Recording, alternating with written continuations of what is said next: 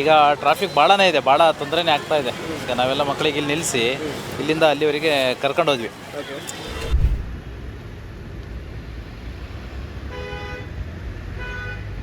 ಆದ್ರೆ ಸ್ವಲ್ಪ ಪಾಯಿಂಟ್ ಎಲ್ಲ ಸ್ವಲ್ಪ ಹೆಚ್ಚು ಕಮ್ಮಿ ಆಗಿದೆ. ಅದು ಸ್ವಲ್ಪ ಪಾಯಿಂಟ್ ಒಂದೇ ಲೆಕ್ಕ ಇಟ್ಟರೆ ಒಂದು ಒಳ್ಳೆಯದು ಅಂತ ಹಾಗೆ.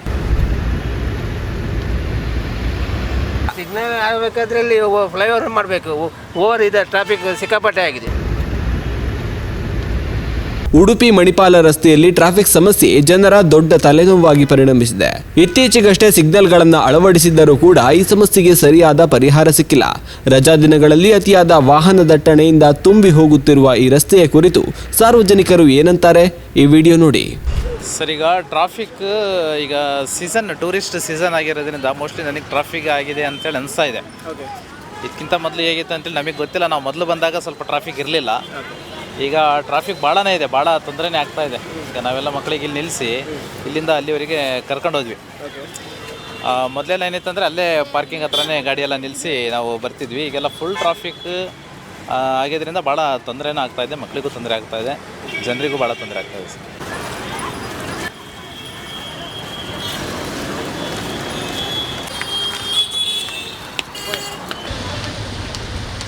ಇದು ಟ್ರಾಫಿಕ್ ಈಗ ನಮಗೆ ಸ್ವಲ್ಪ ಒಳ್ಳೇದು ಆಗ್ತದೆ.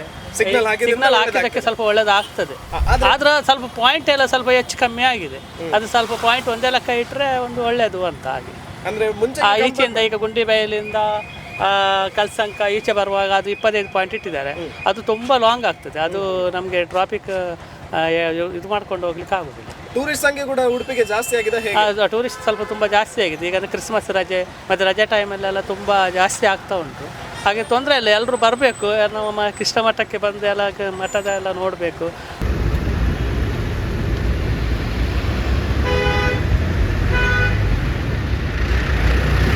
ಸಿಗ್ನಲ್ ಆಗಬೇಕಾದ್ರೆ ಇಲ್ಲಿ ಫ್ಲೈಓವರ್ ಮಾಡಬೇಕು. ಓವರ್ ಇದೆ, ಟ್ರಾಫಿಕ್ ಸಿಕ್ಕಾಪಟ್ಟೆ ಆಗಿದೆ. ಸಿಗ್ನಲ್ ನಾರ್ಮಲ್ ಆಗಿ ಓಕೆ, ಲಿಮಿಟೆಡ್ ವೆಹಿಕಲ್ ಅಂದರೆ ಸಿಗ್ನಲ್ ಓಕೆ, ಇಲ್ಲದಿದ್ದರೆ ವೆಹಿಕಲ್ ಸಾಕಾಗ. ಇದು ಸಿಕ್ಕಾಪಟ್ಟೆ ವೆಹಿಕಲ್ ಇದೆ, ಹಾಗಾಗಿ ಓವರ್ಫ್ಲೋ ಇದು ನಿಮ್ಮದು ಎಂತ ಹೇಳ್ತೀರಿ, ಫ್ಲೈಓವರ್ ಬೇಕೆ.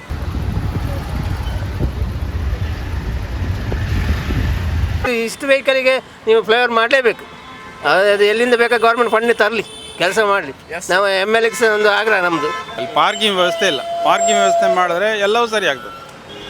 ಬಂದವರು ದೊಡ್ಡ ದೊಡ್ಡ ಬಸ್, ಈ ಶಾಲೆ ಮಕ್ಕಳೆಲ್ಲ ಬರ್ತಾರೆ, ಬಂದಾಗ ಎಲ್ಲಿ ನಿಲ್ಲಿಸೋದು? ಈ ರಸ್ತೆ ಬದಿ ನಿಂತರೆ ಇಲ್ಲಿದ್ದವರಿಗೆ ಪ್ರಾಬ್ಲಮ್, ಎಲ್ಲರಿಗೂ ಪ್ರಾಬ್ಲಮ್.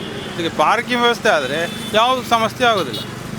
ಈಗ ಕಲ್ಸಂಗದಲ್ಲಿ ನೀವು ನೋಡ್ಬೋದು, ಮುಂಚೆ ಒಂದು ಕಡೆಯಲ್ಲಿ ಟ್ರಾಫಿಕ್ ಆಗ್ತದೆ, ಹೌದು, ಈಗ ಎರಡು ಟ್ರಾಫಿಕ್ ಬ್ಲಾಕ್ ಆಗ್ತದೆ.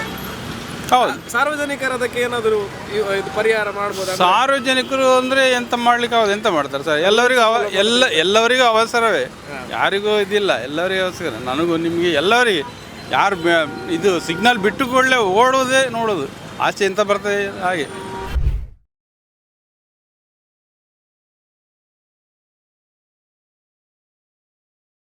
ಬೆಂಗಳೂರಿಂದ ಬಂದಿರೋದು ಟ್ರಿಪ್ಪು. ಇದು ಲಾಂಗ್ ವೀಕೆಂಡ್ ಅಲ್ವಾ, ಟ್ರಾಫಿಕ್ ಹೆವಿ ಇದೆ. ಒಂದು ಸೈಡು ಒನ್ ವೇ ಮಾಡಿ ಕಳಿಸ್ಬೇಕು. ಟ್ರಾಫಿಕ್ಗಳು ಅಂದರೆ ಪಾರ್ಕಿಂಗ್ ಫೆಸಿಲಿಟಿ ಇಲ್ಲ. ಮೇನ್ ಆಫ್ ಇಷ್ಟು ದೊಡ್ಡ ದೇವಸ್ಥಾನ, ತುಂಬ ಜನ ಬರ್ತಾರೆ ಹೋಗ್ತಾರೆ, ಟ್ರಾಫಿಕ್ಕು ಹಾಗೆ ಆಗುತ್ತೆ.